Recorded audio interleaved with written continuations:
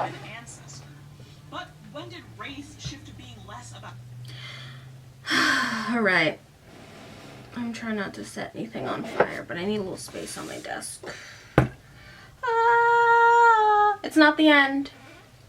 It is merely goodbye for now. Not even, because specifically for fucking y'all, there's gonna be 2 more videos. Maybe even 3. So I have so many ideas for my wrap-up video with interstitials and one big plot summary of all of these books. It's gonna be long. But first we have the Clique movie, so that will be the next Clique video that comes out in a little while. I don't know when. And then the interstitial video will cover this, the Cliquectionary, which I've already read through. It's very cute. Got to do some quizzes. We'll talk about some other Lisi interviews, what her kind of deal was. It's gonna be a time, a good time, I believe.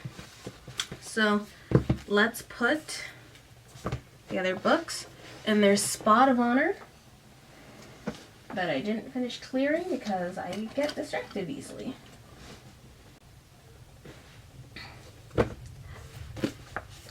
A Tale of Two Pretties by Lisi Harrelson, the final Clique book.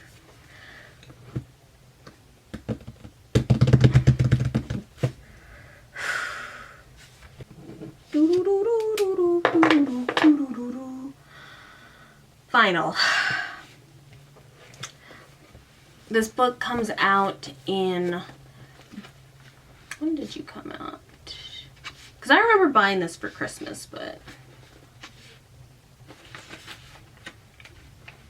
Came out in February of 2011. So I bought it in... I might have even got it for my birthday. Maybe. But it was 13. So, the perfect age.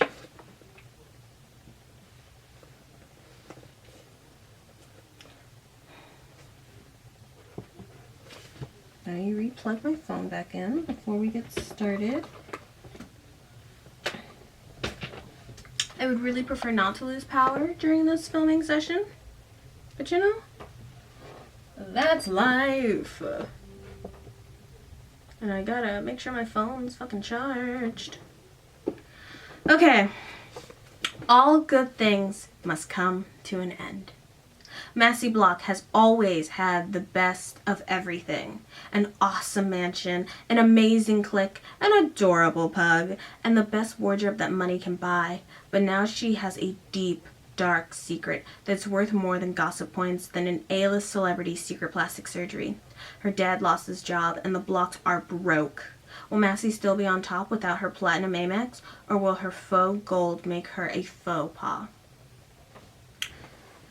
Alicia Rivera. After many failed attempts at being an alpha, she's happy being second in command. But when a psychic tells her she's breaking the beta barriers,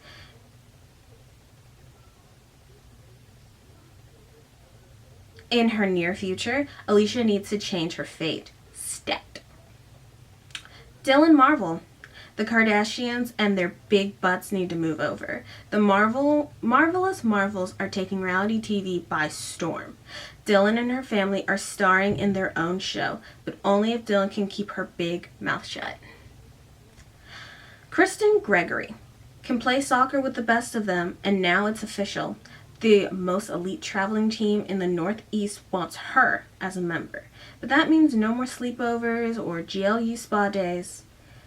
Will Kirsten choose the Soccer Sisters over the Pretty Committee? Claire Lyons. After living in Massey's backyard for the past year and a half, Claire should be ecstatic with her parents' Christmas gift, a brand new house. But then Massey delivers news that may mean the end of the Pretty Committee. Forever. The Clique. The only thing harder getting... The Clique. The only thing harder than getting in is saying goodbye. Ah! Bitch. I have devoted my life a year and a half to this.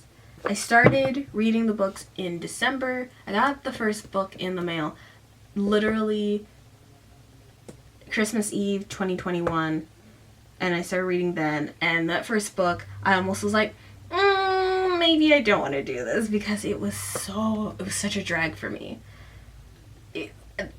These girls are unbearable, but once you get into it, you kind of fall in love with them, and you're kind of like, yes, they're terrorists, but they're my terrorists. So it's kind of hard to say goodbye. Say goodbye to the girls. There's lots to discuss. This book has a lot, and as I previously stated, this is my copy of the book. I bought this book. I just was attracted to the book covers. I think It's Not Easy Being Mean, Breakfast at Tiffany's. Picked up the books, and I really wanted to read My Little Phony, because I like the book packaging, but another girl in my class, and just serendipitously, she had the book at the same time. She had checked it out, and we talked about it and stuff, and that was a bonding moment.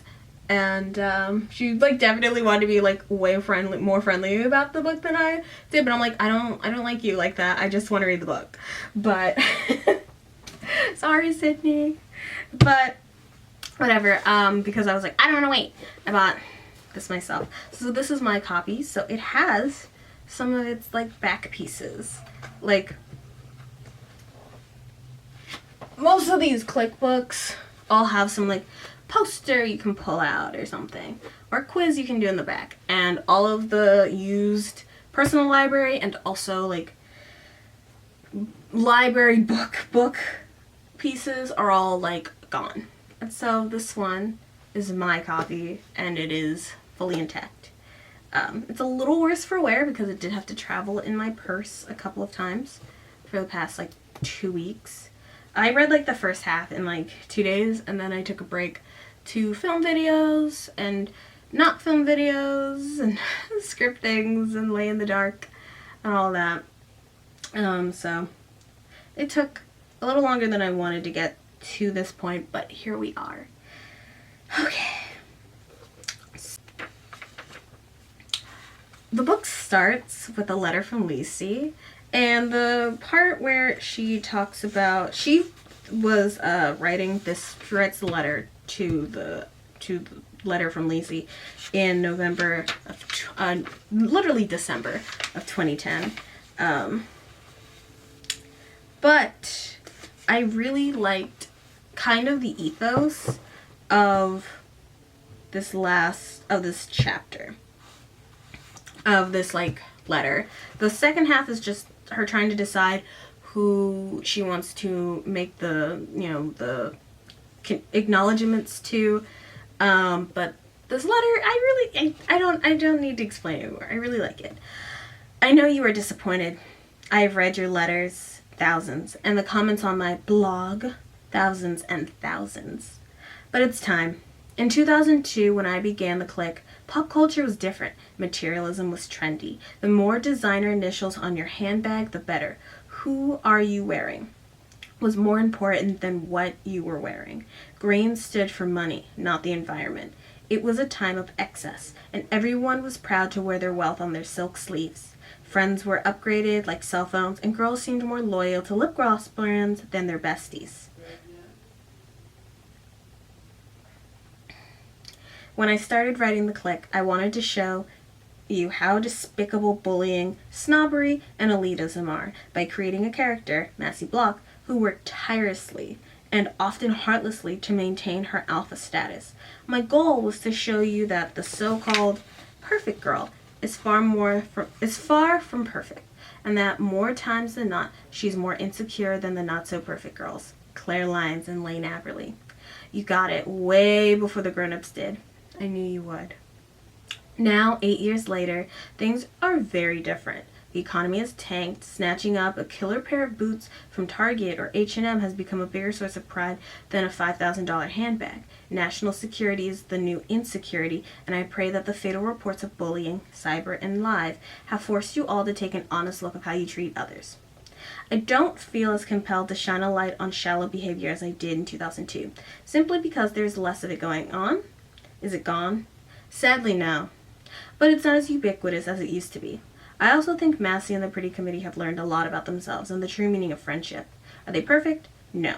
Please. Who is? But they are more grounded than they were when the series began. So am I. Are you? As long as I write, I will always fill my books with goofiness. That's one thing that will never change, because that's who I am. And I can't thank you enough for accepting me, for coming back month after month, for joining the biggest clique in the world, and for being the final book dedication worthy. And so, A Tale of Two Pretties is for blank. Insert your name in big bold letters. My loyal, brilliant, always improving, wonderfully imperfect reader. You were, are, and always will be the wind breaking my freaking flag. Oh my god, that's not the sentence she wrote. You were, are, and always will be the wind beneath my freak flag. Until we meet again, I adore you. Lacey Harrelson. Oh my god. So, oh!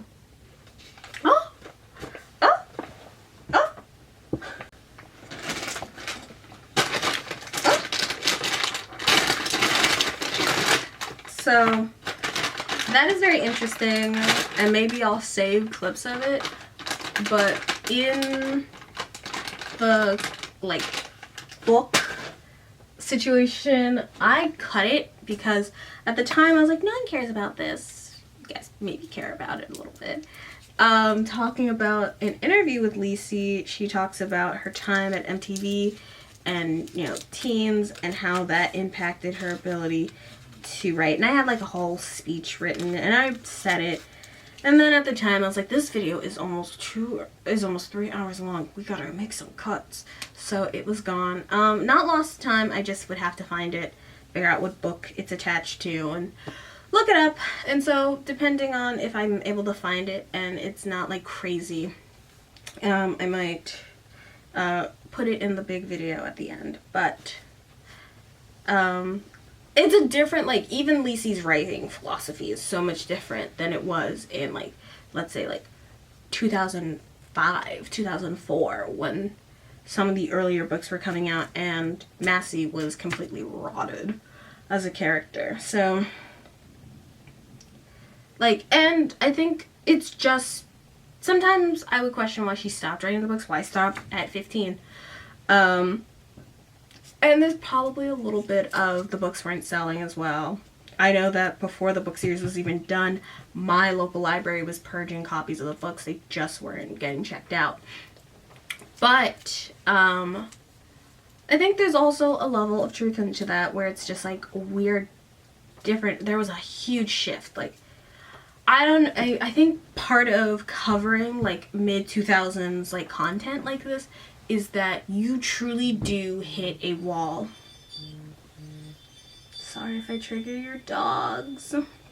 That 2008, 2009 housing crisis, because things changed for a lot of people. Like, the world was different. The world, the same way, I think in 5, 10, 15 years, people will look back on, like, 2012 to 2020 as a whole different, like, years, like, a different completely situation.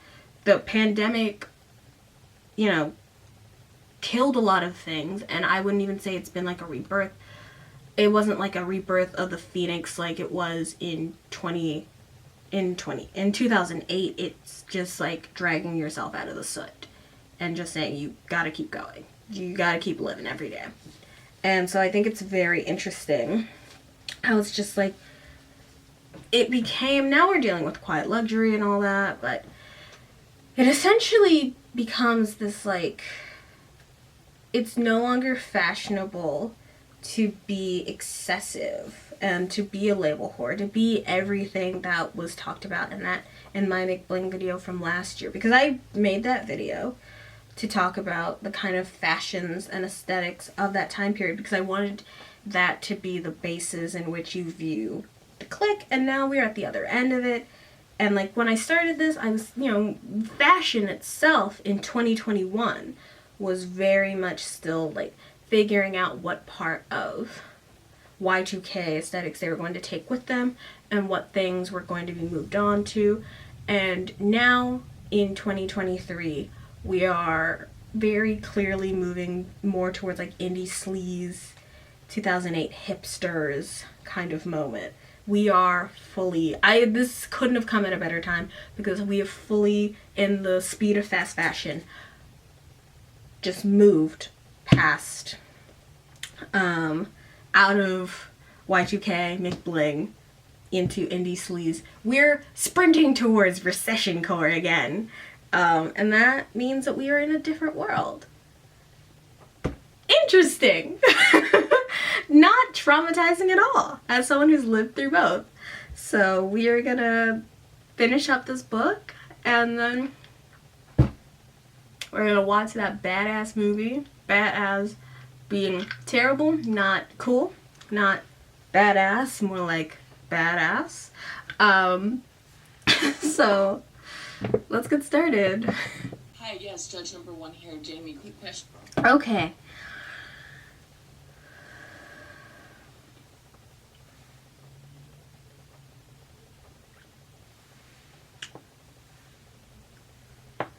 So, oh my god, and the battery's ready to go.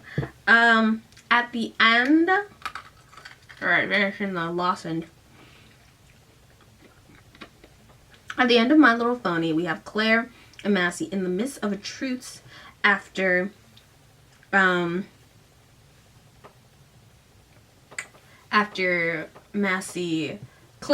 doesn't tell the rest of the group that Massey is poor.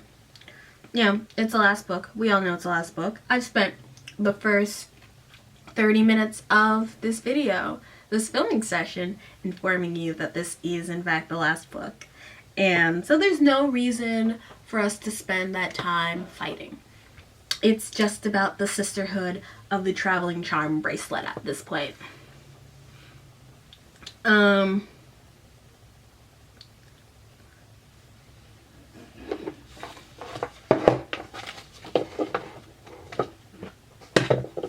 Oh yeah, baby. Sorry, I just girl bossed.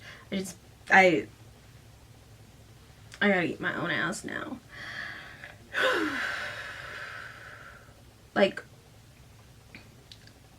there's no reason for this book to spend all their time fighting, and I think, like, it's not easy being mean. The series works at its best when the conflict is external. Like, Doll for Loser and My Little Phony are best examples of them when they are interconnectedly fighting. And Doll for Loser is such a one-off book. Like, I think that would be the TV. We'll get into my feelings about it. I feel like I'm gonna have to just like record myself thinking through the thoughts, but like not knowing I'm not gonna like edit it, because when I'm doing it, there's no one I could talk to about this while I think about it.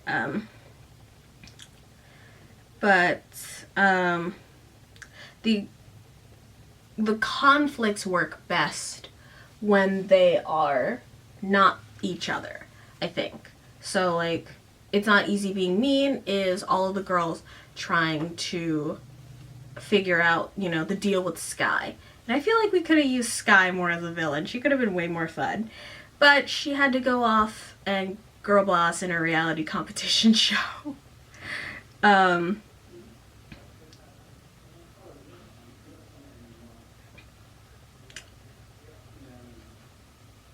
So the conflict in this book is poverties and lies and deception. So we have a group deception, and I'm gonna run through this very quickly because this book does have all the girls' point of views in it. Really good. We cut out all the superfluous characters. We don't see Olivia. We don't see Cam. I think we hear about Darrington. We don't hear about Josh. We don't hear about any of the other boys. We hear about Dempsey. Kind of proving that the girls didn't really give up their crushes, especially Kirsten, still into Dempsey hard, and Dempsey still into Kirsten. And Dylan still likes Darrington. Josh is up in the air, but Alicia's always liked older men. So Olivia again gone, Mina, Heather gone. It's just the only boy we have in this book is Cam, and I think Darrington's mentioned in the book because he's in the band, because they're actual like besties for life. Boy besties for life. Surprising return to the series, Harrison, but we'll get there. We don't need to spend all this time, there's no secret. I'm just gonna tell you, and then we'll go back through it more in detail. So, group deception roll. Everyone's, the DC check is a 5. Everyone's rolling 7s on each other. They're all suspicious, but they've passed the vibe check. So, Claire's deception is that she's getting photography lessons with Cam that would keep her away every Friday night from like January until April. She's really excited about them. And that she is moving houses. She's no longer going to be living in the blocks guest house. They're moving into a house. In Lane's neighborhood, Massey's deal is that she is poor, that the other girls don't know she's poor, only Claire knows, and then after she informs the girls that she is pure, her deal is that she's moving to London. She has to figure out how to tell them that. She figures out pretty quickly, and then she has to figure out how she's gonna stay. Then Alicia's deal is that she gets a message from the psychic, Hermia, from Charmed and Dangerous. That's like, you're destined to become the alpha. And she's like, no, I can't, because she has like 5 books. I'm gonna say politely, 1, 2,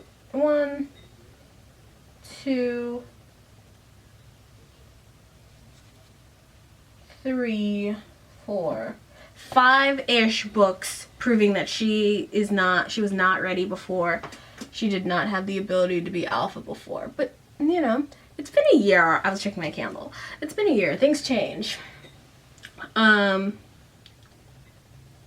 Kirsten gets accepted to a elite soccer club with traveling soccer team, as described on the back of the book. I wrote this before I read the back of the book, so sorry that for once they were actually reasonable with their storytelling.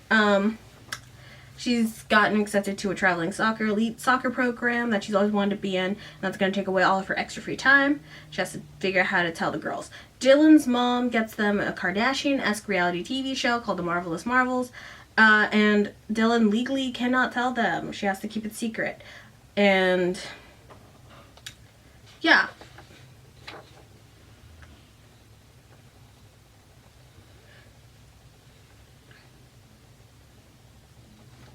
So, that's like the first part of the book.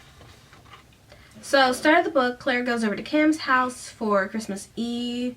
Cam, Darrington, and Cam's brother Harrison and Lainey have started a band. They're not too bad. And Cam sings a song that he wrote for her for Christmas and then gives her his gift.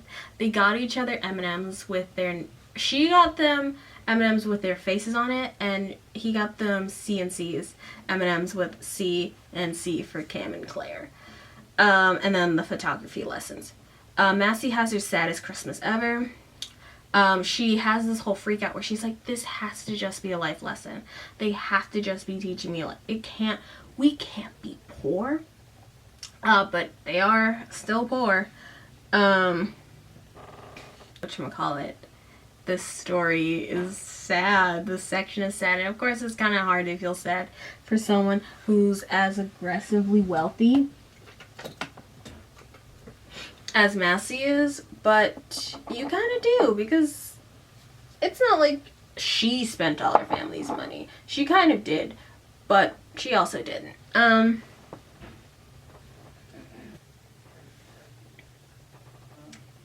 So Massey's Christmas is very sad.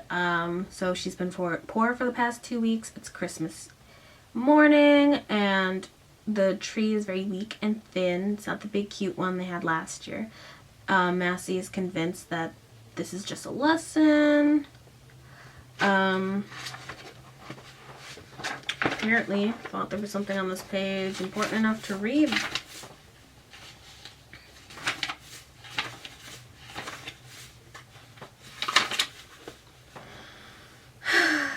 I know money is tight, Massey thought, glaring at the single strand of lights that adorn the crooked tree.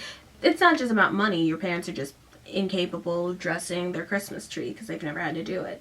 But how poor could we possibly be? Unless, what if Mom and Dad are doing this to teach me a lesson? What if we aren't? Oh my God. Sorry. I had to make sure she was here. Baby Hand, our one true savior. Baby Hand has to be here for the end.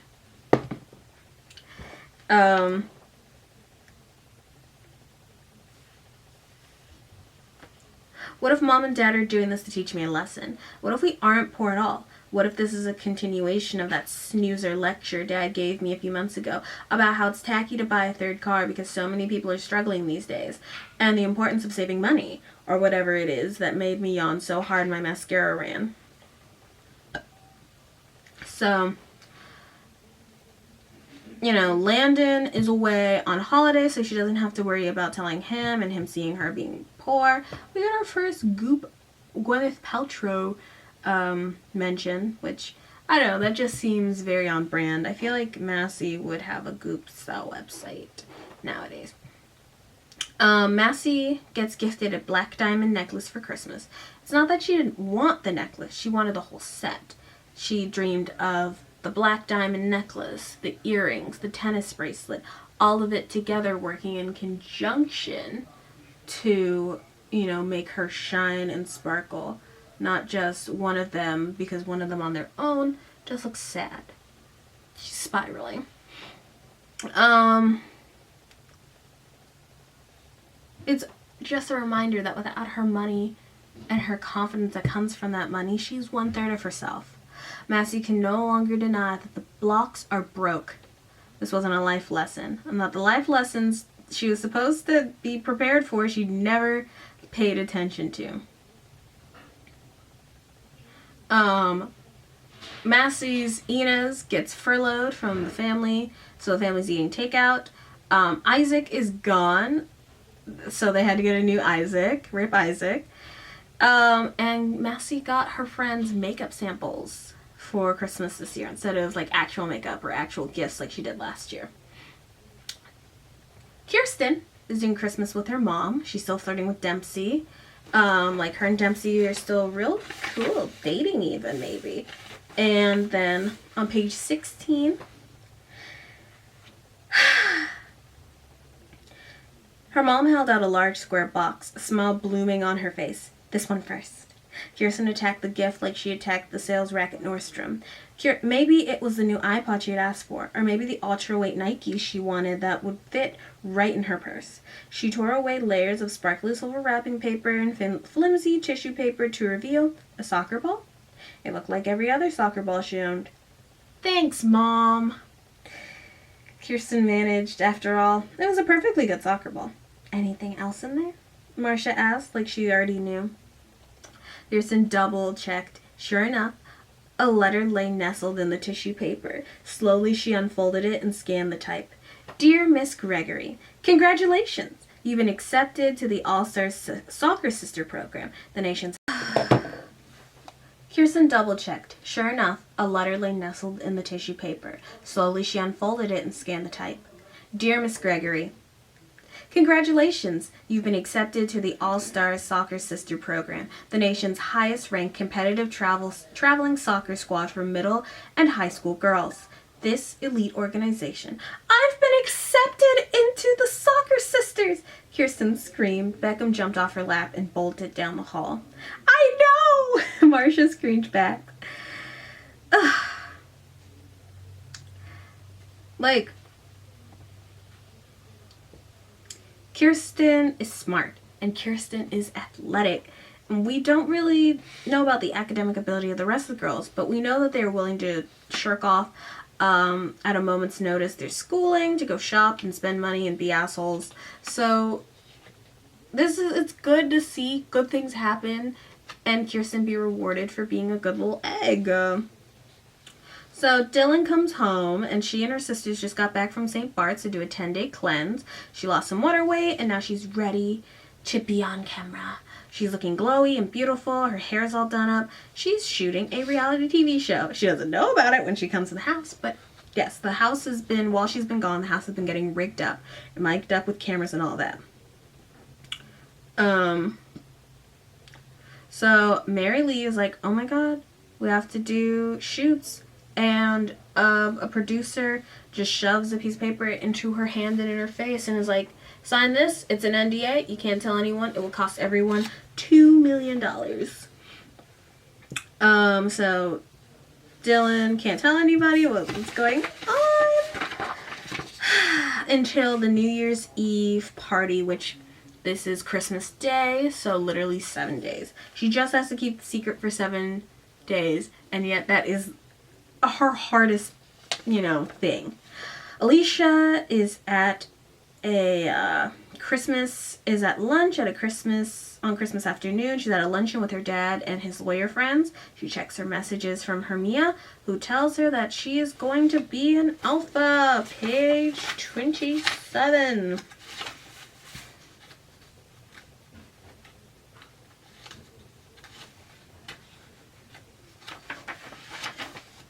New year, new guidance, said the subject line. In the body of the message, surrounded by stars and moon, was a text that read, let your celestial guru guide you on your journey into New Year's with an e-reading. Limited time cost $75. A quick glance around the table and another perfunctory laugh. Alicia slouched in her velvet seat so her hands and phone were hidden under the white tablecloth. She connected to Hermia's site and scheduled an e-reading for ASAP. It wasn't curiosity that drove her to withdraw $75 from her PayPal account. It was boredom. A trip to the future was her only way out. A chat box with an image of Hermia's gray, serious eyes and grandma white hair plopped up. You've done a good deal of traveling this year, Alicia. I see that it's taught you some valuable life lessons. Alicia rolled her eyes. Dealing with her Spanish cousins and winning a spot in the Ay video last summer had only reinforced what she already knew. She was hot. You are very good with physicality and movement. If you are not a dancer, become one, Hermia typed. It didn't take a psychic to know that she was the best student at the prestigious Body Alive dance studio. And the battery's already dying. Homophobic. My batteries are shit right now, man. Take a psychic to know that she was Tell me something I don't know, Alicia typed back. An animated icon of Hermia began spinning. Please wait while I decipher my vision of your future. Alicia returned to the present, where the conversation was still more law and order than Alice and Olivia. Alicia, your prediction for the new year is... You are going to rise up and become the leader of your group. Don't be afraid. It's time. Be not afraid. Biblically accurate Maglina. Oh my, huh? A shiver ran down Alicia's spine. What did that mean? She thumbed a frustrated me to Hermia, but the psychic's icon had a bright red flashing bar diagonally across it. You can hear more for another 75. Alicia was about to accept the terms and condition when Nadia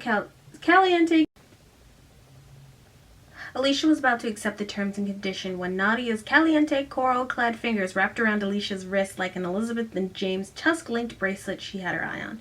Put the phone away. but Hermia's words were screaming on repeat in her head. You are going to become the leader, leader, leader.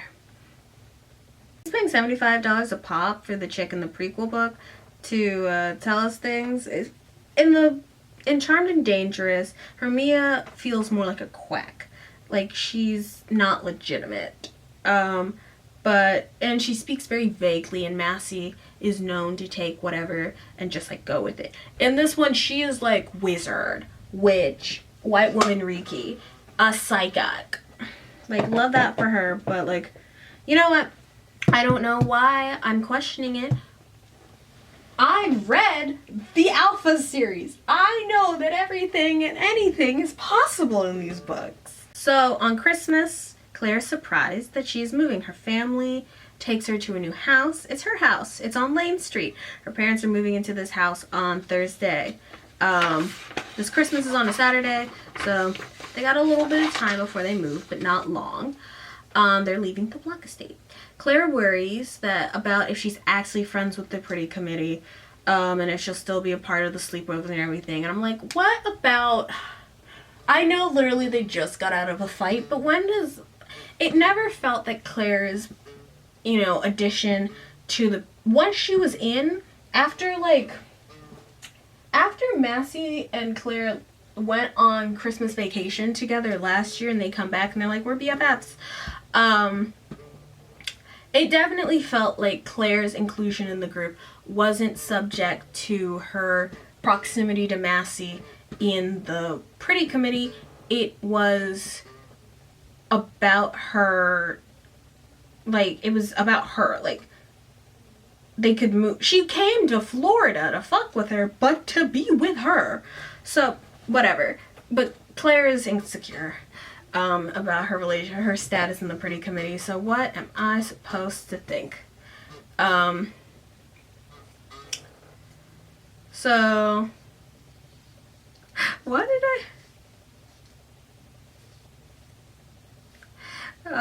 but I feel like Claire has more than earned her place. However, her friends did in fact drop her at the drop of a hat because Massey told them to in, in My Little Pony. So who knows? Kirsten goes to her first Soccer Sisters meet and greet. It's the day after Christmas. Kirsten makes a good first impression by sending that big-footed ball into the gut of one of the other girls. And they're like, yeah, she's got a big foot. We're going to be unstoppable this year. Gang, gang, lesbians. Let's go. So Massey and her family are downsizing.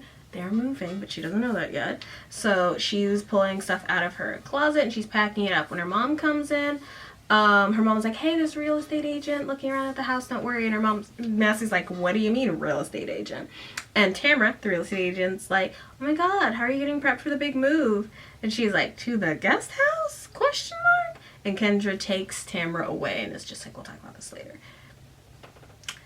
Dylan is getting prepped for being on TV and being on camera 24/7 by getting lash extensions put in. She is giving me such Brit Barbie vibes. Like, she is giving such a Lana, who is Honey Boo Boo vibes, as far as, like, her character's, like, outfit choices. She tries to find someone she can share her secret with, but it's also hard because she doesn't want to cost her mom $2 million, but it's literally only and truly 6 days. And also, I would just tell them. I'd be like, hey, you can't tell anybody, but this is happening X. And, like, would have just been like, hey, you can't come to my house and I have to be X, Y, and Z because I'm filming a reality TV show. Do not tell anyone. I would honestly just tell Massey and be like, it cost my parents $2 million. And then move on from it. Because Massey would tell people, and, like, legally, Massey isn't held by any contracts. We'll get there. Whew. Claire is packing up to move, and Massey comes over, and Massey's like, I'm moving in here. And they're like, for one night, and Massey and Claire kind of, like, look at each other in a Mexican standoff because they both don't want to tell each other that they're doing the big move. Massey's making sure that Claire didn't tell anyone her secrets about being paired. But Claire isn't one to sell secrets out, and she knows that. So they're both dancing around their lies. Massey's like, your family's not moving, but if they did, and I was still poor, Claire, like, I would move in with you so I could keep the same address and no one would know the difference.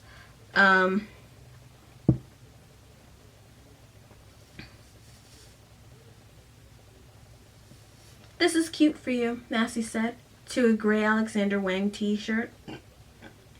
Keep this one. You gave it to me, Claire admitted. Oh, Massey giggled. Oops. Her smile was endearing, a mix of warmth and vulnerability. It stuck with Claire like a sad movie. Maybe you should tell them. See what happens. Opposite of great idea, Massey said, picking through Claire's old blouses. See what happens is for ordering jeans online, not for telling your friends you're poor. She reached for her necklace and dragged the black diamond along the chain. Did you get that for Christmas? Claire asked innocently. Massey nodded yes. Then you're not poor. Tell that to the frozen fish tank in my dad's study. We're selling it to a sushi chef from Ichichan-san. Claire crossed the room and joined Massey on her bed, gently moving the for keeps clothes to her desk chair. The point is, friends are there for each other no matter what. Did you bail on Christian when he found out she wasn't rich? Interesting point. Run with it. It's just that you've been there for them so many times. Name 10. Massey said, as if the Alpha's greatest hits just slipped her mind, not including the one you just said. Okay, and I'm going to do this with one hand because I'm... bleh.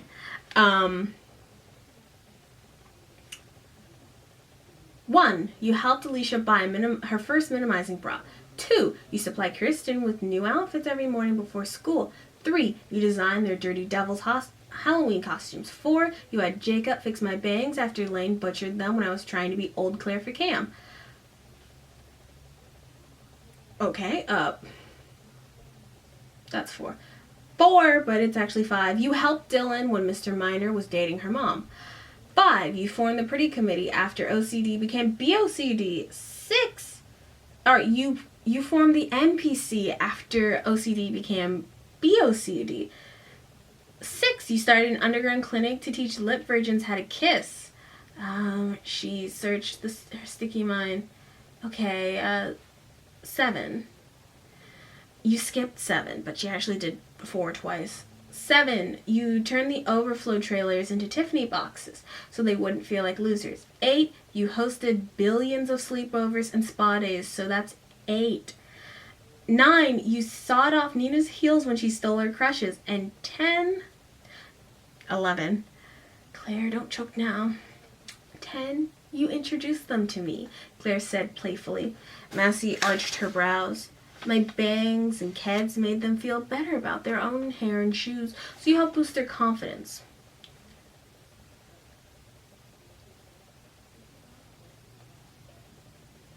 Claire, are you a ballerina? Why? Because you were so on point. I just skipped the rude part. I can't do it. I am? I've been an amazing friend. The light returned to her friend's amber eyes. Don't poor people always say that it's worth more than all the money in the world? Claire nodded enthusiastically. And poor people would know that better than anyone, right? I mean, it's not like they can afford cable or magazines or computers. They probably just huddle around an open oven and analyze this kind of stuff for fun. Did she honestly believe that? Not that Claire would ever ask. Challenging Massey while she was boosting herself up was like waking a sleepwalker. It could lead to danger. God, you're so right. GLU meeting HQ tomorrow at 11. So, we must deal with that. If the last book, If My Little Phony, was a recap of Massey's worst moments, like the way she treated Claire and her other friends and everything, this is a recap of her best moments. And I would say that these best moments outnumber the worst ones. They decide that they're going to tell the girls tomorrow morning. Massey's a little insecure because Alicia's like, hold up. Alicia's like, whatever you say, you're the alpha, always have been, always will be. Dylan's like, I have a family thing, can't get away for more than 15 minutes. And Kirsten's like, can't say a long soccer thing. And Massey's like, when has Kirsten had soccer things this time of year? When has Dylan ever wanted to be around her family like this? And Alicia's just being plain snarky. She's starting to second guess it, but it's like, ugh, whatever. Dylan's like, I can only come for 15 minutes. Kirsten's like, I can't stay long. And Massey's like, this means the girls have moved on. They can sense my weakness. They can smell in the air. Claire's like, I can't do this with you. Hear them out. We are gonna go on it. So on page 59, it is just the girls have gathered and Massey has to tell them, and we get a reminder of all of Massey's, equally as shitty moments. 8 eyeballs were fixed on her, waiting, wondering. Her future hung in the balance of their blinking lashes, and Massey wasn't so confident on the brightness of said future. Because of every one of those great things she had done for them, there was a not-so-great thing she had also kind of done. She hadn't let Claire be a dirty devil. She kept Alicia out of the Teen Vogue photo shoot, although Alicia deserved it for cheating on the OCD uniform contest. She called Alicia Fannish a lot. She told Dylan that burping was gross. She made her friends dump their crushes during the boy fast. She kicked everyone out of the PC at least once. She tried to keep Dylan and Darrington apart. She tried to keep Dempsey and Kirsten apart. And she likered her friends more times than 10.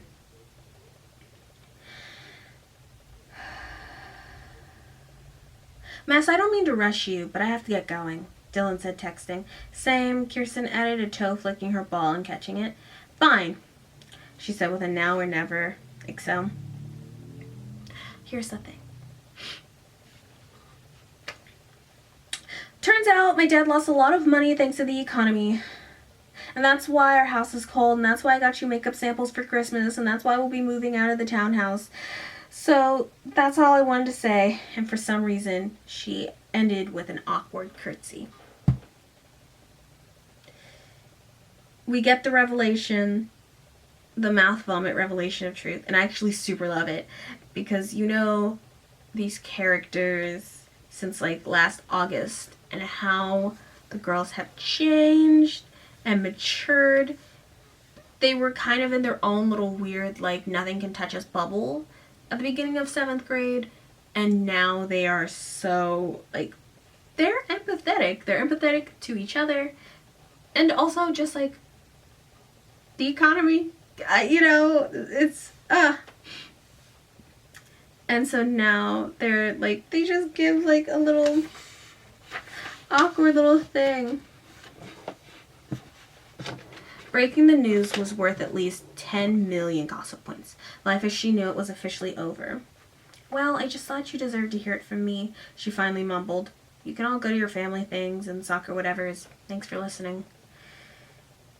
But then Claire reached for Kirsten's hand. Kirsten grabbed Alicia's, and Alicia took Dylan's suddenly. Like a runaway game of Red Rover, they charged towards her alpha and enveloped her in a pretty committee, perfume-scented cloud of love. A mix of angel, sweaty soccer jersey, maple syrup. What the fuck? Am I being bitten inside my own house? Homophobic. But then they reached for Kirsten's hand. Like a runaway game of Red Rover, they charged towards their alpha and enveloped her in a pretty committee, perfume-scented cloud of love. A mix of angel, sweaty soccer jersey, maple syrup, and salsa. Massey wanted to bottle it and name it Unconditional. Step aside, Beyonce. There's a new survivor in town. Aren't you warmed? Is your heart not warmed?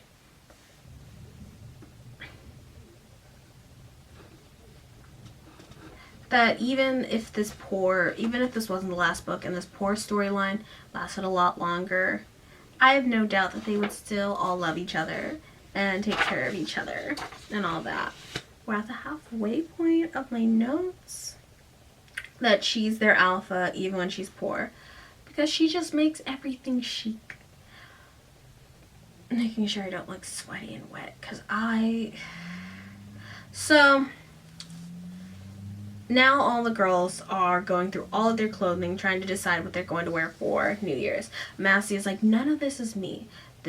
None of this is going to say New Year's.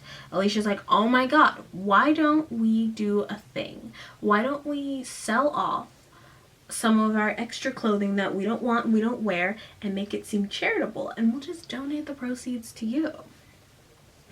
Like, we'll make it seem like you're doing a charitable donation thing. They don't know that the charity that they're donating to is you. And we'll sell it. Dylan and Kirsten obviously have obligations, so they're not able to do it fully, but they all believe, you know, they're like, Alicia, why don't you lead this thing? Massey's kind of emotionally all over the place, so she's like, Alicia, take care of it. So now we do the Alphas clothing drive. So after Kirsten's soccer practice thing, Claire and Massey and Kirsten, with Marsha, run to Middle Class Mecca. Let me tell you, and I'm not wearing them currently. This is the first day in a while I haven't worn something from Target. But I am a middle class girlina. I love me a trifecta. And personally, I was raised on big box stores like JCPenney's, Belk, and Dillard's. Dillard's being the height of fashion. In my, medium-sized city that we would travel to. We'd have to go to the actual big city to go to a Macy's because our mall did not have one. So I understand as a middle school girl shopping at like a Kohl's or a Macy's or a JCPenney's. Because I didn't shop inside of like mall stores until I was until I was in like my 20s. And I have my own style, and it's pink, and it's basic, and it's fun. It's a little fast fashion-y, but I'm trying to make a switch as an adult woman, having adult woman clothing. So I shop in Middle America's Market, and I also shop at smaller boutiques in town. But,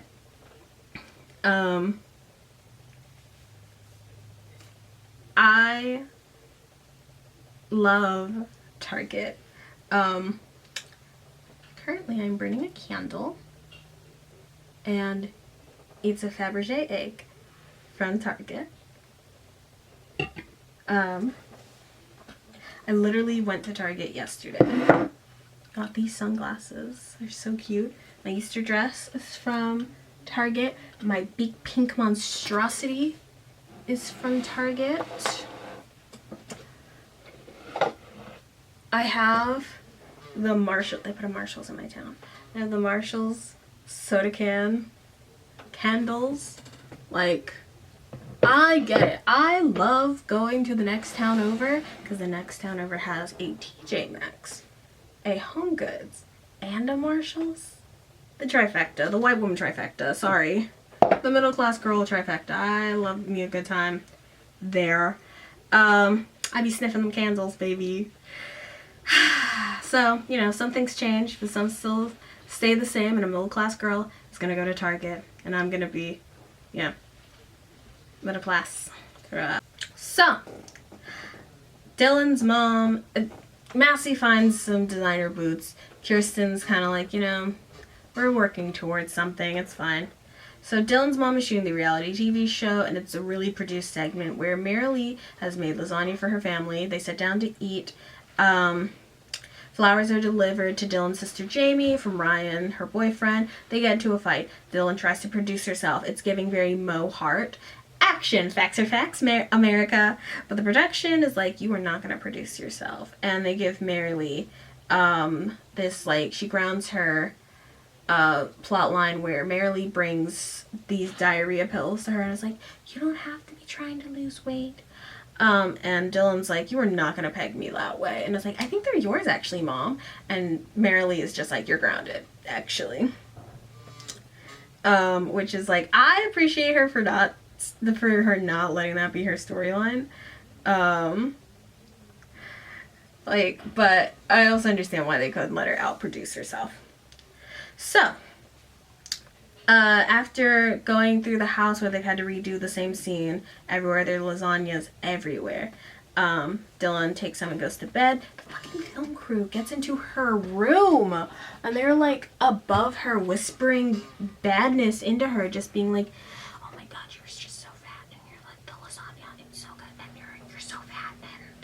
And then as they're leaving, when she's like thrashing away because she's like been disturbed from Rim, they're like, and this is what we're gonna use to say that she's having nightmares about body weight issues to go with the diarrhea pill storyline. So the next morning, after Dylan barely sleeps, she sneaks out of the window. She was trying to wear clogs, and she falls and she twists her own little ankle, leaving her shoe in the bush. And the camera catches all of it. And I'm like, that doesn't feel good. That doesn't feel moral. This feels very bad. Which, you know, I have an issue with child actors in general. So Alicia is hosting the Recycled Designer Alpha clothing drive. Kirsten comes in from her soccer thing late, while Alicia's a little high-strung, a little anxious, and a little frustrated that the girls aren't fully doing what she asked them to do.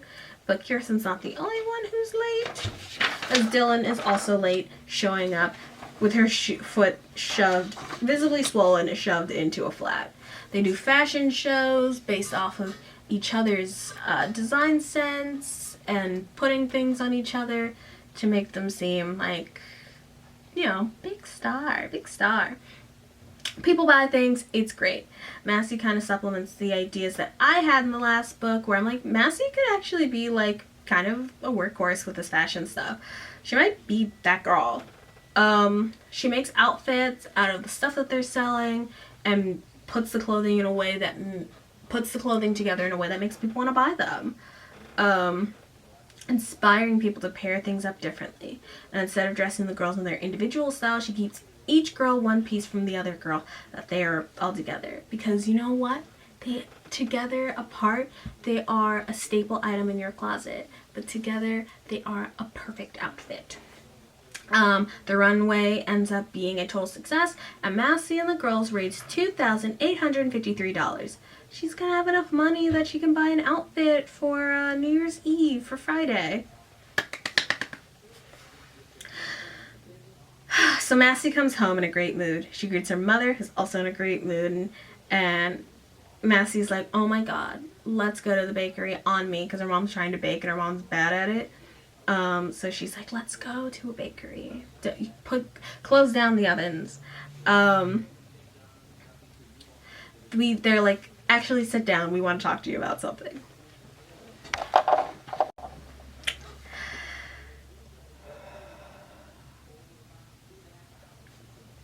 It's very exciting, and she's like, oh, and they pull out the black diamonds they wanted. She wanted the necklace and the earrings, or the bracelet and the earrings she wanted. And she's like, hey, yo, what's going on? And he's like, well, I got a new job. We're no longer broke. The problem is that they are moving. They're not just moving to the city or to California or even Chicago. They're moving to London. They have a castle. They bought a castle there. Which, for fun fact, you can get, like, for the same price that you can get a 3-bedroom house in, like, a prime real estate section of Canada, you can buy a castle in Europe. It's like $2.3 million. Crazy. The real estate market is insane. They're moving to England, and Massey is spiraling because what about the pretty committee? What about the pretty committee? What about the pretty committee? She faints. And this is the halfway point. I saw an ass so thick when I was filming this that when I was writing the script, I finished writing the script that night, and then I went to bed, and I got up and I did what I did yesterday, and then I come back, and so the first lines of this is, it's like, but like thick. It's so thick. That's so interesting how thick it is. Goodness gracious, Megan, get it together. So Massey, I even said get yourself together. Goodness gracious, Megan. Massey goes over to Claire's, picks her up. Claire's over at Cam's with Lane and the band. Massey gets over there to pick her up, picks up all the girls with new old Isaac. And because now they have a different Isaac, but he is old, so that's why he's new old Isaac. She gathers up all the girls to tell them that she's not poor. Yay, not poor, but doesn't tell them that she's moving to London. So now everybody's been dropped off. Claire gets it out of her that she's moving. And that Claire does tell Massey that she's moving down the street. They cry together, and then Claire's like, why don't you just move into one of the other houses, one of the other girls' houses? Which begins the subplot of the book where Massey goes and lives with each one of her friends for the rest of the week. Which I think, given the time, they could have done a whole book on this concept. But, you know, you do what you gotta do when you're saying goodbye. We just didn't have enough time. RIP. Honestly, like, it's so frustrating because if you have watched my Alpha series, which, again, you don't have to. I'm gonna make a new video. Yes. Are you on camera? Just finish your sentence. Yes, okay. Well, Mom, you've already interrupted me, so what were you going to say? You want a piece of fish? No, I was gonna have the rest of the sushi bake. Thank you, though. Don't worry about it. I'm gonna make another video about that. I'm gonna make one big video. Hopefully I can do it in under an hour. I feel like I could. These books are... I don't know. I don't wanna run my mouth too fast. It could be a really long video. But knowing how half-baked the Alpha series was as compared to like the sticking of the landing that was these like last run of books, I don't know, maybe the publisher was like, give us something new, give us something removed from these like evil rich bitches, and she was like, I can't get away from evil rich bitches, but what if I make it Elon Musky, which is like taken on like the thumbnail. I hate the thumbnail photo. This is unrelated to you. This is probably just gonna be short. I hate the thumbnail for these videos because they are garish eyesores. I'm a garish eyesore. The thumbnail's a garish eyesore. I still hadn't figured out my like thumbnail style for honestly any of my channels. But I was doing like purposely minimalist edits for my beauty channel because I just could not figure out what I wanted to do. And now I like what I'm doing currently. It's fun, it's whimsical, and that's really where I want to be. But now I look back at those thumbnails, I'm like, girl, these are bad. These are bad. So yeah, but yeah. So Massey goes to Dylan's house first. She rushes into Dylan's house to tell her that she was, poor, but she's not anymore, and that she's moving and that she needs help. Massey finds out that Dylan is filming a reality show. The big burly dude producer comes up and is like, hey, sign this release. And she's like, hold up. Biblically accurate baby hand. My parents aren't here. I'm under 18. So this isn't legally binding. And then she leaves and she's like, I'm gonna go tell everyone. Dylan's like, where are you going? And she's like, I'm about to tell everyone. And Dylan's like, Massey goes to Alicia's house, but Alicia is practicing with her dance troupe, and she practices for a minimum of 2.5 hours every day. And even Alicia has a dance room in her house, and yet you can still hear the tap dancing from Alicia's bedroom. Massey's like, oh no, I can't do 2 hours of tap every night. She leaves before her head hits the pillow. So she leaves and heads to Kirsten's. And they actually have a really cute moment where Alicia's like, I'm willing to put everything about how I am, my sugar-free, I need X, Y, and Z aside so I can be with my friends. So she heads to Kirsten's house. They watch rom-coms on the couch with blankets and stuff. Her mom brings her sugar-filled hot chocolate. They head to bed, and then Massey cannot sleep from all the sounds of the animals and other people breathing and all that. She lays there till she finally drifts off, and then at 4:47 in the morning, Kirsten gets up to go to her soccer sister's thing, and Massey's like, I cannot do this 6 days a week. So she sleeps in a little bit longer. Beckham licks a rash onto her neck and also nibbles off a bit of Massey's extensions. Rude. So it's Thursday. It's the day Claire officially moves. And Massey's freaking out. She's like, I slept the whole day away. I won't get to say goodbye to Claire. She comes down and she's like, oh, I miss being able to say goodbye to Claire. But Claire's still there. They share another really cute moment. If you're not going to read any other book, read this one. I really like it. It's cute. They are available on Amazon Kindle. I'm assuming they're probably available on Nook. I don't know about Apple Books. I don't know if Kubo's even still relevant.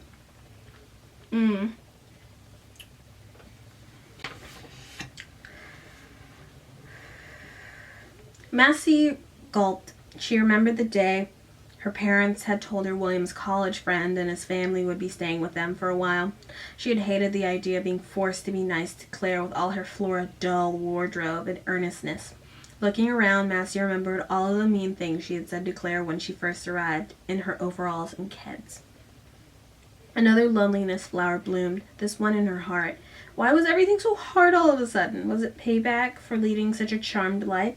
Should she make an appointment with Hermia and figure out the ways to pick it back as a form of retribution? Then would her life go back to normal? So, Massey is not quite moved out, Claire's not quite moved out, and they're able to spend a little time together, and they're like, everything has changed. And Massey's like, the other houses didn't work out. Can I move in with you? Claire's like, I mean, you can stay for now, you know. Come dust out the house. And Massey had like a pros and cons list. And Claire's pro was that it felt the most like home. Okay, memory card's about to be full. Bye. Time for a little break, Yana. So the next morning, my chest hurts. So the next morning, they're in the new house. They're getting everything settled in this cutesy little, like, normal ass house. It's Friday. It's New Year's Eve. Massey helps Claire organize her closet, and they talk about what they can do to get the most feng shui. I'm so glad that My Little Phony and this book are like a pair. They're really good. They're bangers. I think, I don't know if it's the strongest 2-book run, but these 3, if you know, the setup and these boots are made for stocking, but I feel like these boots are made for stocking kind of resolves Boys R Us, but like, I have thoughts, I have feelings, they will be discussed. It's gonna be fun. We're gonna have a good time together. Lane brings in a welcome to my street sign. Massey shuffles her out and she's like, which is kind of like, we don't need this. This is our goodbye to Lane for the rest of the book, by the way. Say bye to Lane. Because it's time for the rest of the girls to show up and they all get dressed in the den. They all get ready in the den of Claire's new house. Massey brought them... excuse me. The girls... Massey checked her cell phone. Where is everyone? We only have a few hours to get ready for the party. Claire brushed her bangs away from her eyes and shrugged. Boxes and clothes were everywhere. Why did she ever agree to host the prep party? She couldn't even see her floor, let alone her mirror. We're here! Dylan burped. Todd thrust one of his 2 Louis Vuitton suitcases he had wheeled up the steps into the chaos. After he dropped off the other one, Dylan smacked a $5 bill in his hand, and Alicia reluctantly kissed his cheek. Kirsten came up behind him, carrying a stack of garment bags. Amazing house, Claire. Massey! Old New Isaac just dropped these off for you downstairs. Sorry we're late, Alicia said, moved out of the way as the 2 movers came in, and deposited Claire's new bed as Massey directed them. When they left, she flung herself onto it and stretched her arms. Practice took everything today. Practice took forever today. Massey snapped her fingers to get everyone's attention. Bring the bags and follow me. Huh? The girls did what they were told without question. They had spent years following Massey, and never once had they been disappointed. Where are we going? Alicia whispered. I have no idea, and it's my house, Claire whispered back. She led them down the hall into a furniture-free office. Inside, hardwood floors had been Swiffered to a shine, vanilla-scented candles flickered along the window ledge, and a floor-length mirror was propped up against the wall. An iPod was loaded, and an open case of makeup, hair, accessories, and styling tools had been set up in 5 stations. A couch cushion for each girl was available in a case she needed to sit to do her nails. Old New Isaac is on his way with hot chocolate and snacks. Sugary ones. The girls hugged her like Santa. Claire beamed. So that's what Massey did while Claire was snapping family move-in pictures. Let's focus. Tonight is the party to end all parties, and we have got to look better than everyone else there. I've taken the liberty of using the money we raised to buy some outfits that will work for all of us. She pressed play on her iPod. Rihanna's Pon de Replay burst forth from the speakers. Ancient? Yes. Sick of it? Never.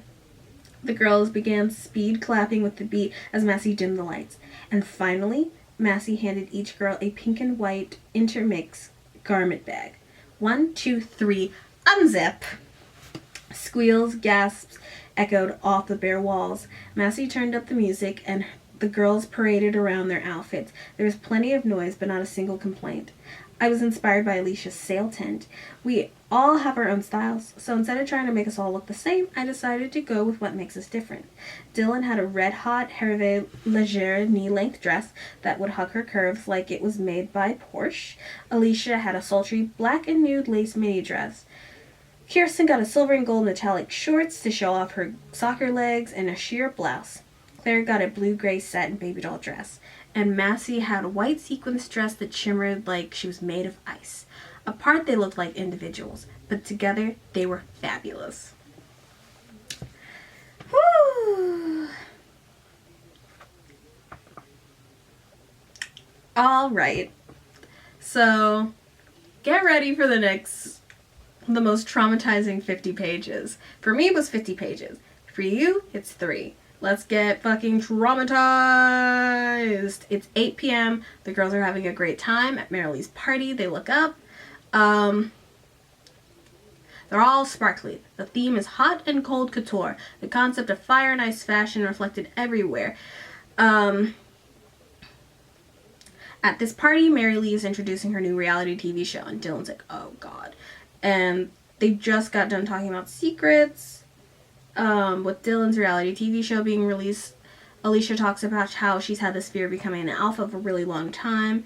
And, it appears that with Massey leaving, she's going to actually have to deal with that. She does not want to.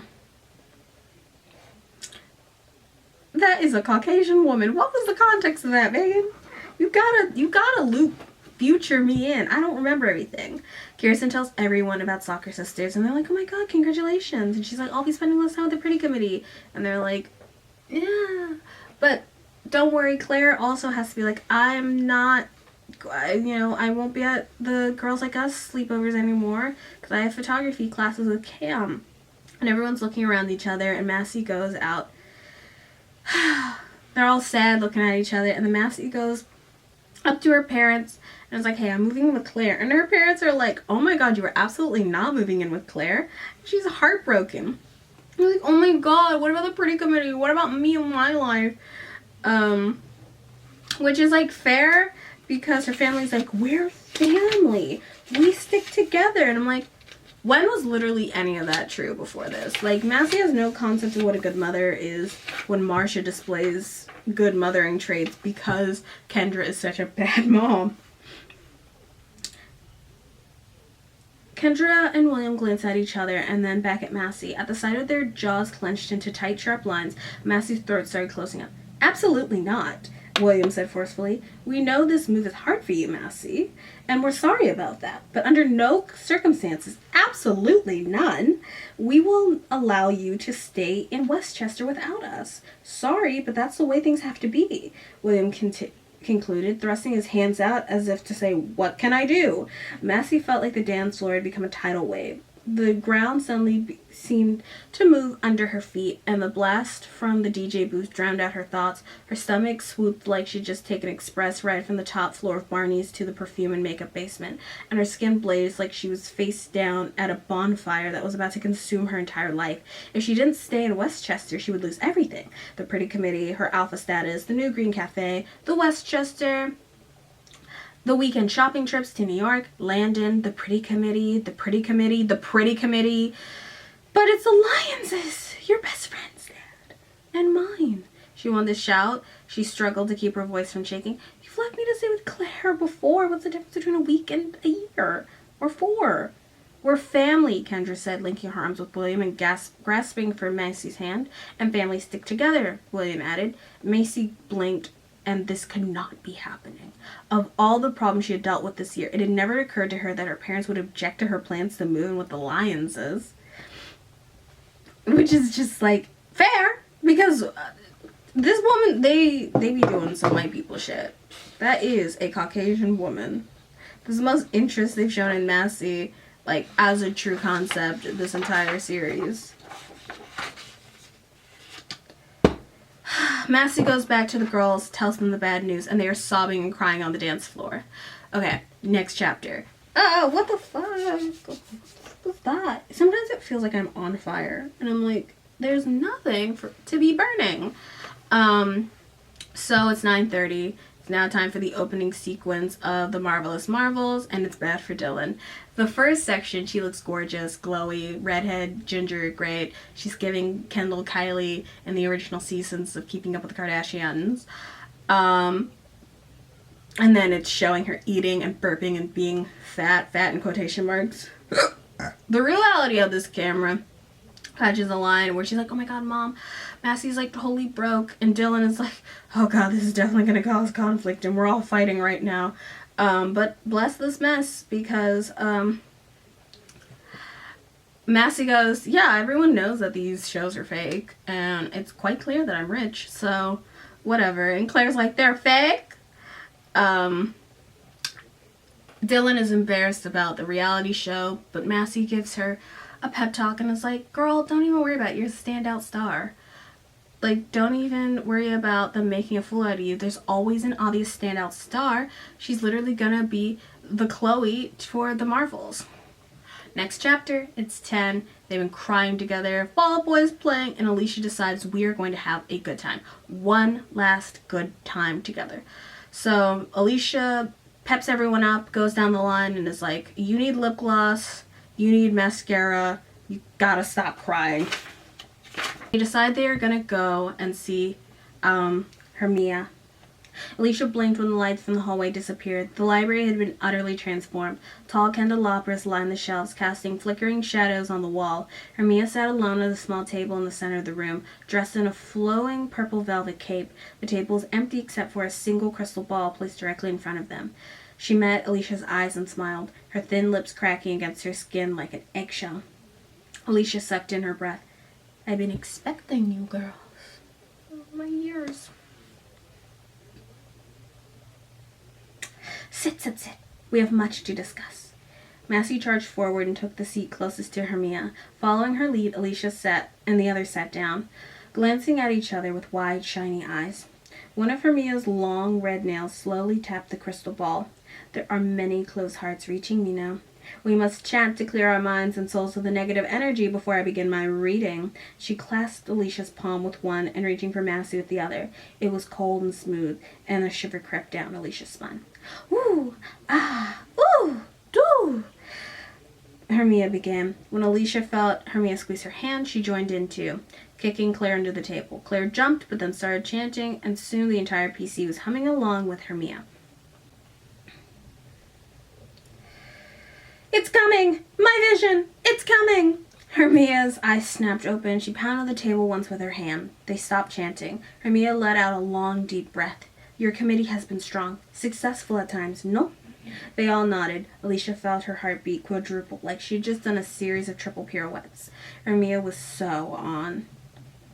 I'm seeing things you may not like.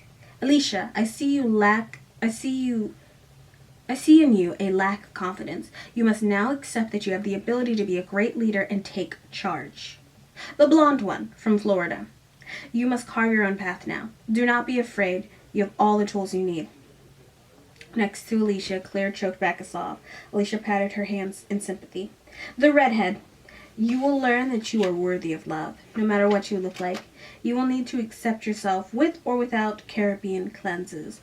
Hermia's eyes were glassy, and she sat unblinking as Dylan's face crumpled.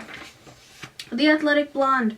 I see that you're different in many ways from your friends. Embrace those differences. You will learn to be proud of what sets you apart. Ah, the girl with the power. Macy. Hermia didn't blink as she stared deeper into the crystal ball. You, my dear, facing many changes. Changes that don't include anyone named Larry, or Lyle, or Landon, is it? No, I see changes that include someone named James. I see his face now. James, Massey repeated, pulling the crystal ball towards her. Patience! Hermia thundered. Alicia jumped back in her seat. Massey reluctantly slid the ball back to Hermia and settled back in her chair. As I was saying, you are all facing big changes on the horizon. Make no mistakes, they will be difficult. But you have the resources to make the best of them. And then she covered her crystal ball.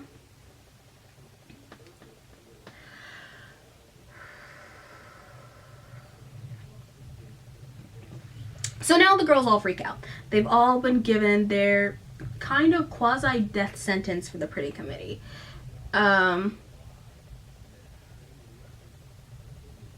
You all gotta fly on your own, pretty birds. Massey's like, I cannot do this. I cannot move to England. I'm not ready. Claire turns to Massey and goes, you are Massey Block. You are a bad bitch. Look at me. The Pretty Committee means everything to me, she explained, shrugging her shoulders in defeat. Look at what I made us. We're not just the girls who rule OCD, or the girls who lip kiss the hottest boys in 8th. We're more than the dress of the crew that gets good grades and wears the best clothes. We're best friends. OCD wouldn't have been half as amazing without you all. Her voice wavered, but then grew stronger. My life wouldn't have been half as amazing. You all bring something totally unique to my life every day, and I cannot imagine how I'll survive England without you. So then Massey goes through her Wizard of Oz, what calls it that? And you were there, and you Scarecrow. Kirsten, you're the smartest person I know. I don't think I say it enough, but it's true. You're a big part of why the PC gets the respect we do. And that's why we get away with what we do. You work harder than anyone I know, harder than my mom works at staying young even. You've shown me that anything can be done if you want it badly enough. Kirsten seized Massey's hand and held her in a tight hug, sobbing for what felt like hours. Finally, Massey pulled away and teetered her way to Alicia. She cleared her throat before speaking. Never underestimate the role of a beta, Massey began. Alicia, you never stop challenging me. I've learned from you how not just to become an alpha, but how to stay an alpha, and I cannot thank you enough for that. It has made me a better person.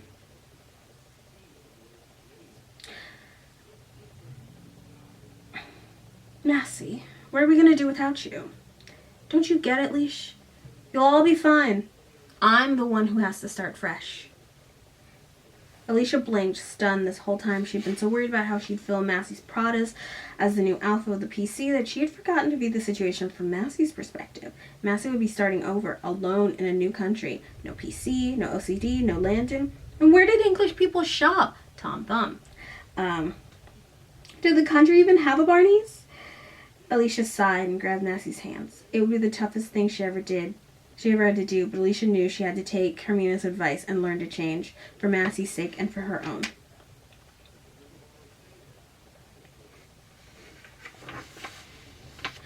Dilly, Massey said, curling a lock of Dylan's red hair around her finger. Honestly, you make me laugh more than I ever thought possible.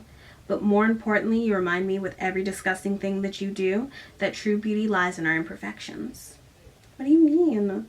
I mean is that you're perfect the way you are, which taught me that we all are. And you've taught me not to take life so seriously. It's only life after all. Aw, shucks. Dylan hooking her arm around the. Claire, I seriously doubt that England will have anyone like you. Unfashionable? Down to earth, Massey answered matter-of-factly. Grounded, loyal, and not just to me, but to everyone and everything. Even your kids. No matter how much I tried to break you of it, you were always exactly you. Sometimes I wonder if that was a good thing. It's everything, Claire. I never told you how much your moving to Westchester and into my house changed me. You showed up out of the blue, and I hated you for making me learn from you. I hated it because it meant that I wasn't always right, because it meant that I needed to learn to not judge people based on clothes or how bad their haircuts were, or if they knew how to tell a real Swarovski crystal from a ripoff. Claire, you turned up in Westchester and proved to me that the truest friends can appear at any time and from anywhere, even from a weird city in another state where people still shop at strip malls. Even when people like me don't deserve them.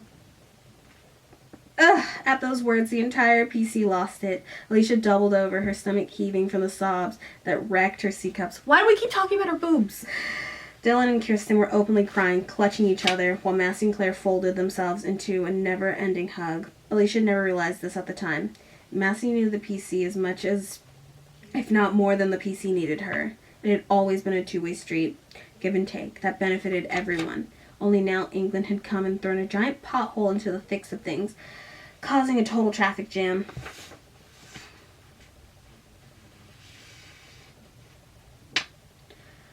There's a lesson if one looks long enough and deep enough to find it. You need to remember all the times you've taken a lump of coal and turned it into a diamond, Hermia continued. Like when I moved into your guest house, literally when she turned the jump overalls into couture. Your first kiss with Darrington, last summer when your parents forced you to get a job and you became the top Be Pretty seller of all time. When we all got crushed by our crushes last year, and you enforced the mandatory boy fast and formed the NPC. There are so many ways you've made the best out of a bad situation. That's why you're alpha, Claire said softly. Her words hung in the air. The past tense struck Alicia. She could tell it affected the others too. A grand adventure awaits you, Massey. And I can't wait to see what you make sparkle next. Ah! Girl! I'm shook. So they're all crying. Sobbing even. All the girls are sitting alone crying in VP. Oh my god. Ah, help. Jesus.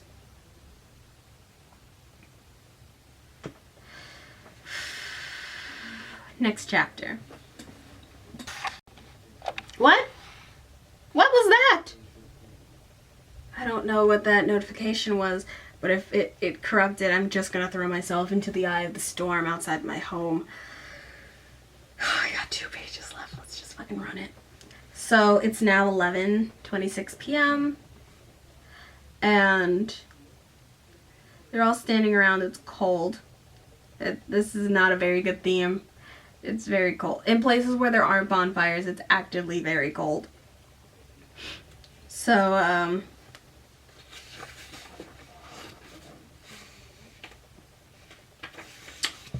Massey goes to her mother and, Massey's mom comes up and is like, hey, I was talking to the Lionesses and they said it's totally cool if you stay with them. They even begged for you to be with them. And Massey is like, okay, yeah, I need you to stop whipping around my emotion. But after talking to her, Hermia, she decides that maybe when things are hard, that means you'll grow from them. Time to make a diamond.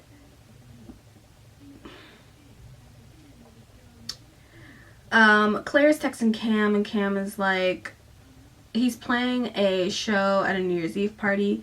Cam tries to make Claire feel better and is like, you know, it's fine. You still have me around, and I'm great at insults.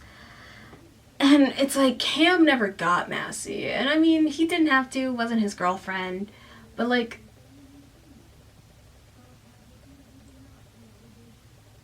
I don't think most boys will get her. I'm not saying she wasn't a terrible, rotted, emotional terrorist of a teenage girl, but I am saying that she was a teenage girl through and through.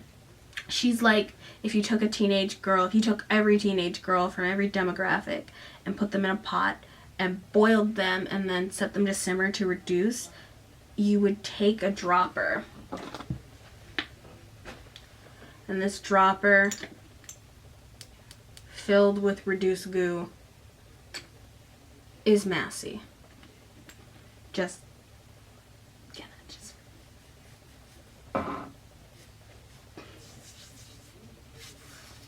distilled teenage girl. A dollop on top of a steak is just pure teenage, middle school age girl. I was talking to my own partner about my feelings as I finished this last book, and I could not explain to him what Massey is as a character, because girl boss, yes, but she's too young to be a girl boss. She's doesn't have the like drive. She has the like that like inflammatory bullshit inside of her, but she's not like trying to make the world a better place. She's not like, she is similar to Emma from Degrassi, but she's not like Emma, where Emma is annoying and a bad friend and destructive like Massey, but she has this like inherent good about her. Like, it's like trying to find the axis of teenage girl, and without prominent representation.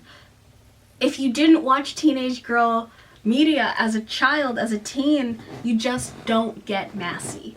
You don't get it. And he just can't get it. Oh my god, it's so dark outside now. That's always something that's agitated me about Cam's character. Is Cam is just like, she's mean. She's a bad friend.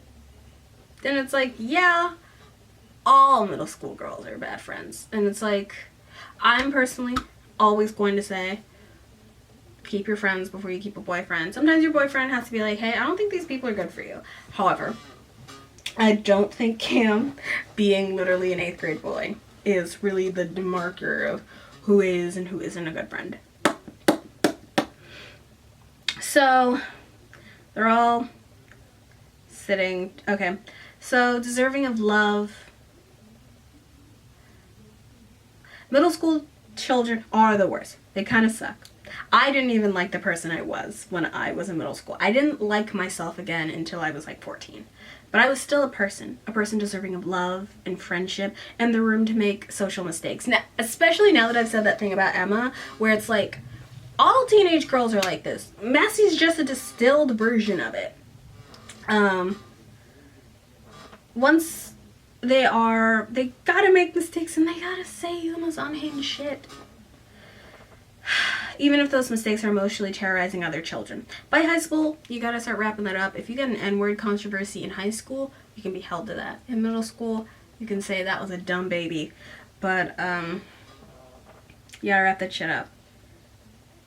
Like, Massey and Claire realized they couldn't change each other, but they didn't need to. They're like oil and vinegar, and when you shake it up, you make a really good dressing. But after a while, they will separate, and they will, you know, they're not going to be great together like that.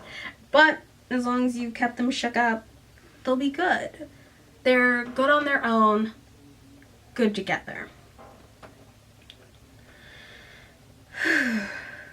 So Claire's mom rolls up, tells the girls, and yeah, I talked to Massey's family, and they say it's totally fine. But Massey comes back and is like, actually, guys, I will be moving to London because this is a perfect opportunity for me. So now it is 11:57.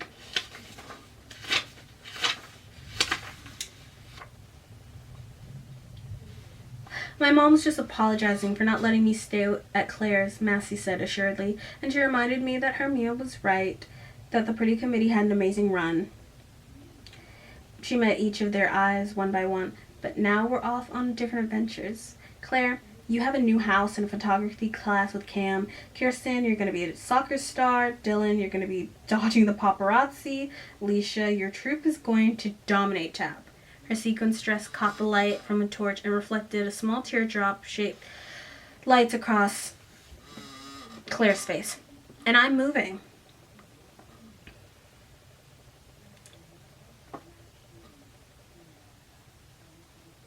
She's like, this is for the best.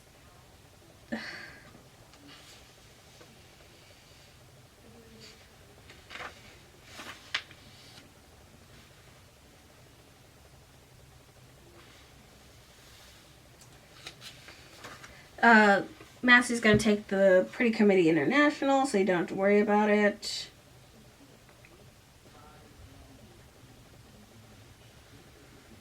Everyone sucked in their breath, and the rest of the party fell away.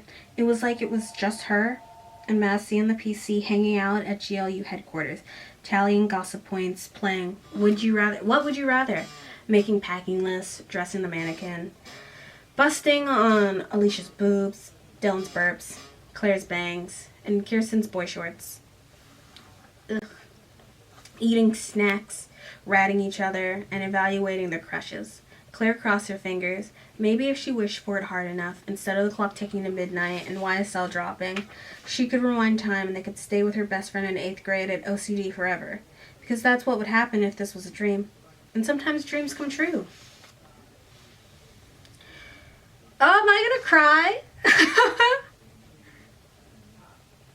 I'm fragile. Oh God, where's my mirror? I might cry. Like a party wants to cry and just like get it done. I'm not filming anything after this, so like I can't cry. I haven't cried yet reading. But now it's like done, so it's like, oh my gosh.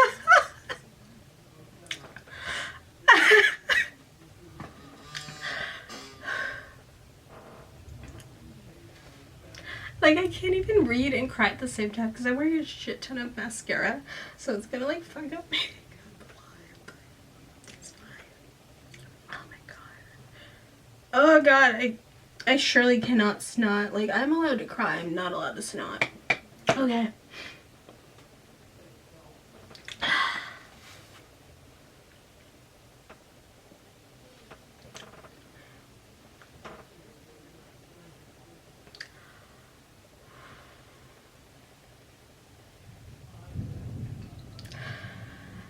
I've done all I can do in Westchester. Oh God damn it, I'm not gonna, I can't read it out loud apparently. I can't hold myself back anymore, and neither can any of you. Slowly, Claire began to understand what Massey was saying. Just because she wouldn't physically be there with them didn't mean that she wouldn't be there at all. She was already so much a part of them, and them of her. Massey took off her charm bracelet and held it out to Alicia. I don't have my charm bracelet. I do have a charm bracelet. Hold up. I have a prop. I always have a prop. Oh God. This one just has my name on it. You can do this. Alicia sniffed back a tear and nodded. Massey clipped the bracelet around her tanned wrist and stood back to admire it. Perfect. Make sure you add more. They all looped arms until they were a close circle standing tall under the stars. Love and perfume emanated from their pores and drifted to the sky, forming an invisible heart-shaped cloud that would follow each one of the girls for the rest of her life. No matter where they were, who they were with, or what they were doing, all they'd have to do was look up, and there it would be. Just then, the crowd began counting down to New Year's, and the Pretty Committee joined in. Their eyes were full of tears as they shouted. It was the end of an era, and the beginning of a new one. Ugh! Holy shit. God damn, I didn't think it'd take me that long because I would cry. Oh! Where have I been putting my books? is filled with jewelry, so give me a second.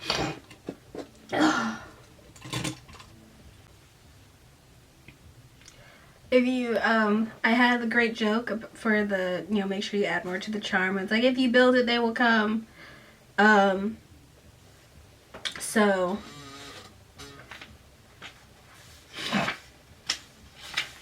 Claire met Massey's eyes over the chaos and winked at her. Damn it.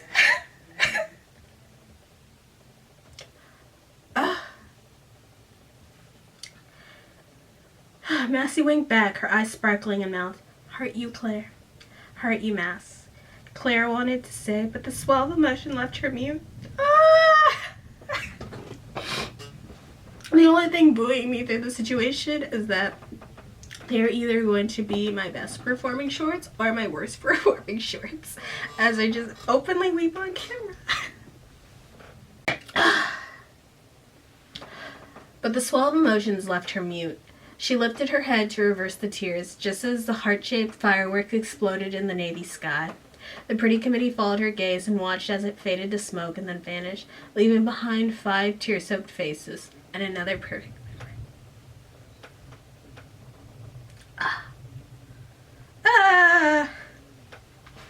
Oh my god.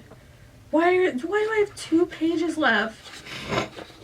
Oh, I know why I had a fucking monologue. Okay, I don't have any quotes for the end of the book. So we can set that down for now, and I can, like...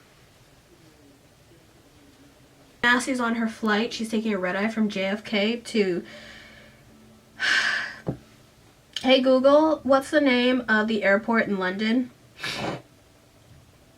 I think there are 3 of them. According to Wikipedia, Heathrow Airport was London Airport until 1966 and now known as London Heathrow is the main international airport serving London, England. Oh my god, I was right. A part of me always thinks Heathrow is in Chicago, but it's London. So she's taking a red-eye from JFK to Heathrow. We'll be flying overnight, and she's been studying all the British alphas, getting ready for her transfer. She broke up with Landon. He cried. She didn't. In her heart, she feels that they will always be friends. Don't worry about it. And, fun thought was, what if Massey's like Gossip Girl and shows up their junior year of high school to cause trouble and be a whore?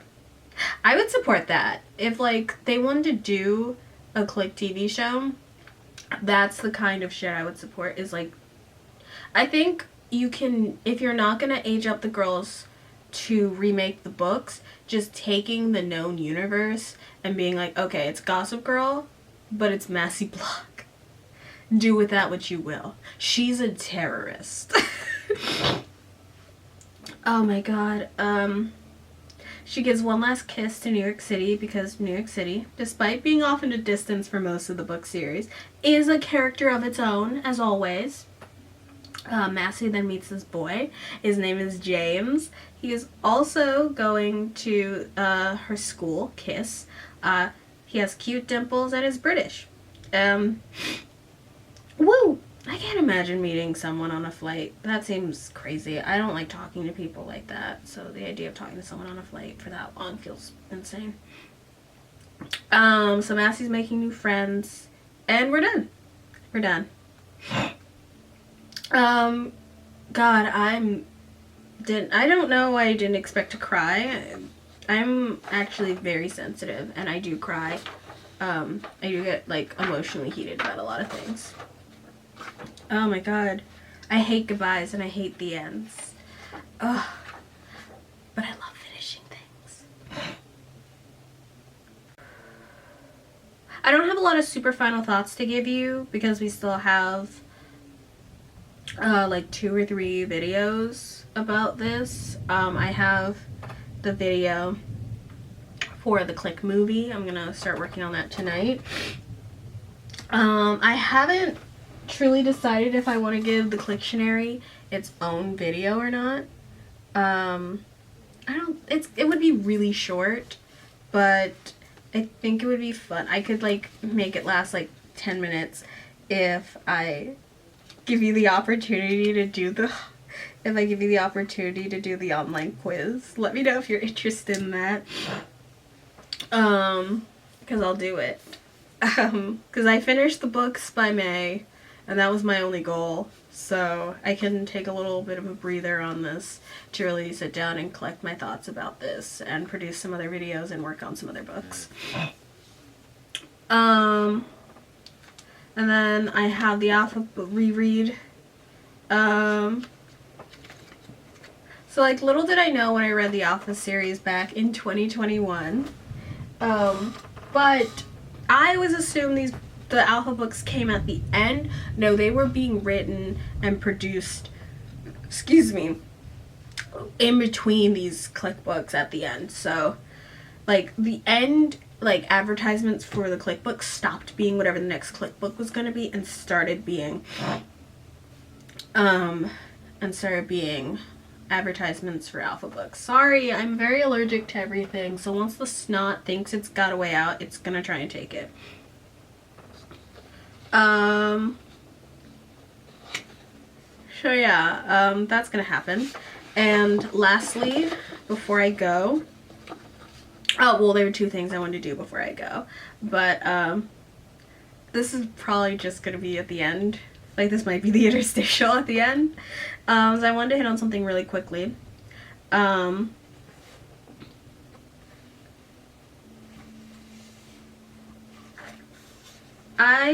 Okay, so part of it is the interview. So in one of the edits, I told you there's the interview with Lacey Harrelson that I cut out of one of the videos early on because I was like a half hour of me just rambling and being mad at Lacey Harrelson, and I didn't think that was a good look.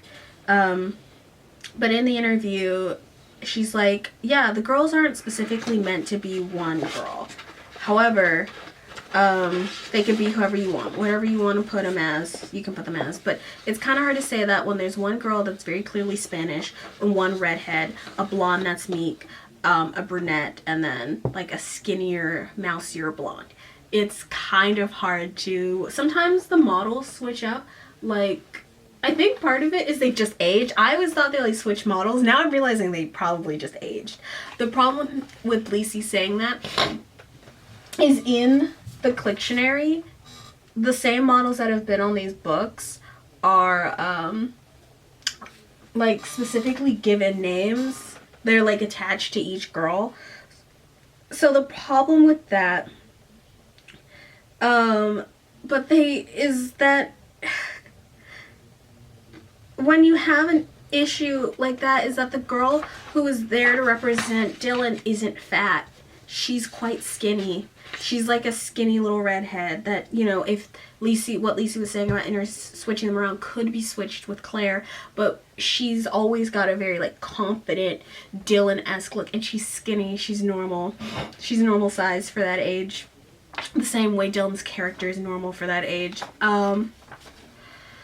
So with every Dylan storyline being that she's the only redhead, and also that she needs to lose weight, and that she's fat, and the whole diarrhea pill thing, and that she looks like the rest of the girls, the problem is now that Dylan's storylines have been portrayed because Dylan's not fat. Dylan's not even big. She's just 12, 13, and 14 years old.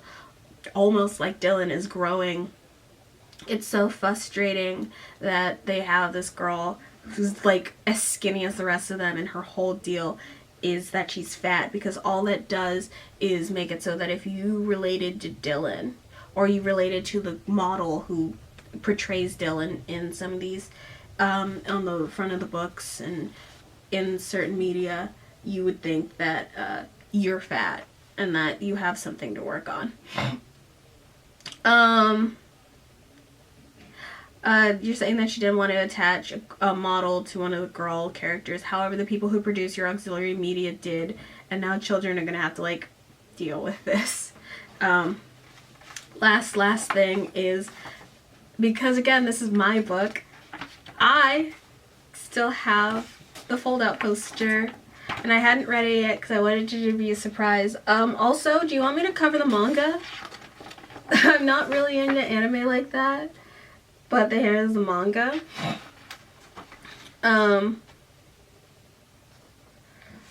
So let's see. The only thing harder than getting in is saying goodbye. Alpha 1 and 1 for all. Massey. Massey. Plan for the future. Dominate. Famous last words. Are you shopping for car insurance? Then why do I need a quote? Alicia Riviera. Plans for the future. TMZ gossip anchor. Famous last words. Is this a forest? Then why are we leaving? Dylan. Food critic and plus size model. Famous last words. Do goodbyes like lollipops? No. Then why do they suck? Kirsten Gregory. Plans for the future? Bend it with Beckham. Famous last words. Are you a female sheep? Then why will I miss you? Claire Lyons. Plans for the future? Make beautiful green. I need you to know that I've gone through all my batteries. That the battery I started today with is the battery that's in my camera. I have 4 batteries. Claire Lyons. Make beautiful green and blue-eyed gummies with Cam. Famous last words. Have you ever been to the Apple Store? Yes. Then stay in touch. Pretty committee laughter. That was stupid. So yeah, that was the last bit. God damn it, I cried on camera. I no longer have like crying eyes, so it's fine. You can follow me on Instagram, Twitter, and TikTok, and maybe Blue Sky, who knows, at Megan_Blush_. As always, I'm just trying my best. Still things to look forward to, things coming up. We're gonna have a good time. Oh my god, that was good. That was really good. My guts hurt from how good that was. I'm gonna go eat food. I'm gonna go eat sushi and text my best friend. Where'd you even come from? I constantly am finding bugs in my... Bye guys.